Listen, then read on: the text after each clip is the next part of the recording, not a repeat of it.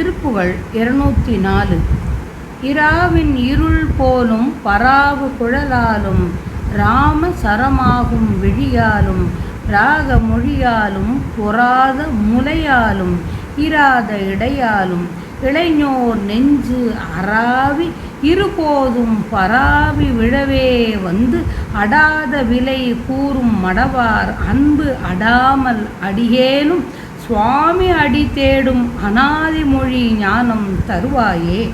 புறாவின் நிழல் மேவும் குமாரன் என நாளும் குலாவி இனிது ஓது அன்பினர் வாழ்வே.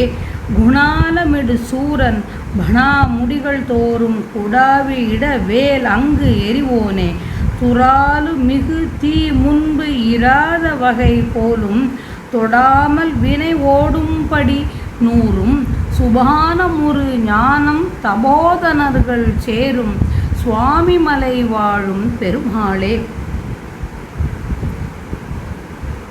அடாத விலை கூறும் மடவார் அன்பு அடாமல் அடியேனும் சுவாமி அடி தேடும் அநாதி மொழி ஞானம் தருவாயே. புறாமரத்தின் நிழலில் வீற்றிருக்கும் குமரனே என நாள்தோறும் குலவி இன்பம் அடைந்து ஓதும் அடியவரின் வாழ்வே. வீர ஆவேசத்தால் ஆரவாரம் செய்த சூரபத்மனின் பருத்த முடிகளெல்லாம் துளைப்பட்டு வளையும்படி கீழே இற்று விழும்படி வேலை அன்று செலுத்தியவனே. மிக்கு எரியும் தீயின் முன்பு செத்தை எரிந்து போகும்படி அடியாரின் வினை அணுக ஒட்டாது ஓடிப் போகும்படி அதை பொடியாகச் செய்யும் நன்மையே உள் தோயும் ஞானமுடைய துறவியர் கூர்மி உள்ள சுவாமிமலையில் வீற்றிருக்கும் பெருமாளே.